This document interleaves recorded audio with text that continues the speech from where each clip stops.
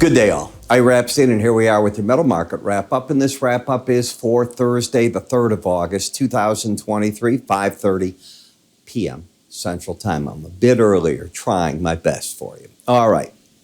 So in the gold markets, we seem to be going stable. We're stuck at the 1970 level, which is a good thing, not a bad, because it's facing tremendous headwinds. You've got the dollar index at 102.35. Bonds and notes, you have watched interest rates soar in the back end. I want to use that word carefully. You are back to November highs.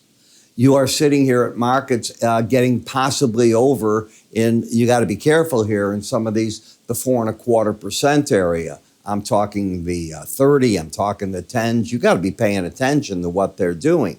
If they keep climbing higher, that's a problem for the economy. It's weighed on the stock market. And while the market's up a little bit, in the early trade for Friday, it still was down very hard over the past 48 hours. We've had a number of earnings come out. I'll cover that in the Spider ETF update. But what you're really facing right here is the headwind in the metals of strong interest rates, going into a period in time where the consumer's probably going to wobble a bit like this. The earnings are coming out, as I see them, better and better in the stock market. And you won't probably see really good things until the third or fourth quarter is my guess, but I think they'll be around the corner. In the gold market, you're down 1.5% for the week. You were not able on this whole rally to get up and over the 18-day average of closes. Prices, I said, have gone into the 1970 zone. The trend is clearly to the downside with lower highs, lower lows. The next stopping spot's one of two numbers if it wants to pursue the downside further. The most obvious with just moving averages is the 200-day moving average, 1957.30, but you've already hit the Bollinger Band. You don't have to get there. You came down and today you hit it, and that's where you went. So as we drop down, I was telling you, I think the market has a shot of going there. It's done it. Do I think it has to go a lot lower than this? I do not. Is that a reason to be bullish right now? It isn't, but it is a reason not to be short, given you're oversold and you're at major support areas. August gold versus Sep silver, called the gold-silver ratio. As long as it keeps climbing, it means silver's losing on a relative basis to gold because in a perfect world, you now need 81.5 ounces of silver to get 1 ounce of gold. Just recently, you need 78.25, then under 78. So you need more ounces of silver. Tells you that silver's weakened. But silver, like gold, is also down the major support. Today, you went to the 200-day average and the Bollinger Band. The way I teach trading, you would get that elbow right in your side. And I'd say, why are you hanging around the short side of this market?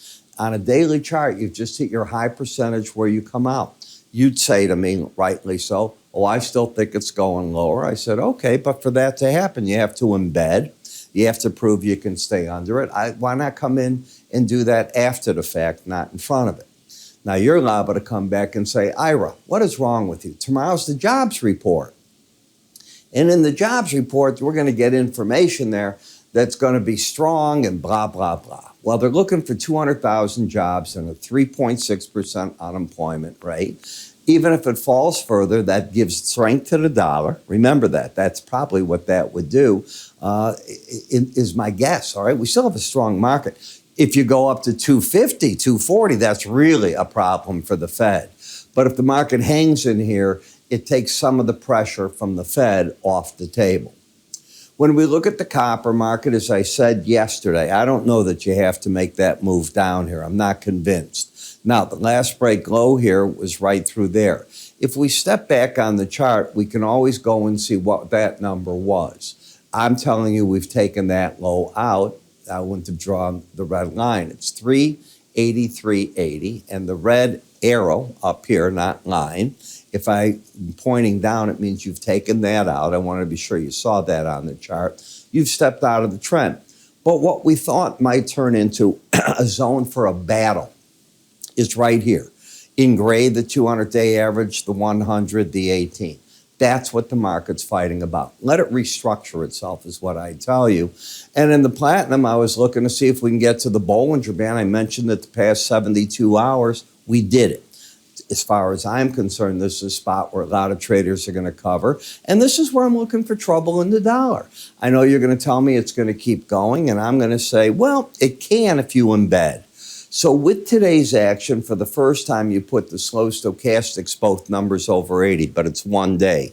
You have to have several in order for that to happen. I still think the pros will take some money off the table here and wait and see if it does embed, and then you go into game plan B, which means you start buying the breaks again in the market a certain way. Now, what I think is going to be happening now for you is I think you want to switch gears if you're in and out trader and start paying attention to our pivot points. What pivot points do is they come about as a market finds a center line. You have this probably in your charting software, by the way. You learn to use the formula from the center line looking for sells above the market. They're often in colors. I like to put mine in red, and buys below. Now, people will call them sometimes resistance points, sometimes the buy points. You can put them any way you want and name them anything. But what you're looking for are zones to be short to get back to the neutral number, or zones to buy to get back to the neutral number if you think the market's now going more or less going to go sideways a bit and consolidate. I tie it together with the slow stochastic study because I think momentum gives you an edge in this over just price. And so often that's what I think does go on. It's a free video series. I created it because it's so popular, number one. Number two, I wanted to show you how to learn, how I teach you to learn things, and do it with videos, charts, and services you already have on your computer. If you don't, we can provide software for you. I promise you, on your other charting software, unless you use TradingView and have gone and updated to our suite of products, or you're on mine, your slow stochastics are going to be different than mine. I changed the formula behind the scenes, not where you put in the 80, 20, and 3 and 5. That's not what we're doing at all. All right. Go to our website, iraepstein.com, free offers. Move your cursor up here for free offers so you can go the old-fashioned way. Talk to somebody by calling my staff tomorrow. I'm Ira Epstein. You have yourselves a good evening. I'll see you tomorrow.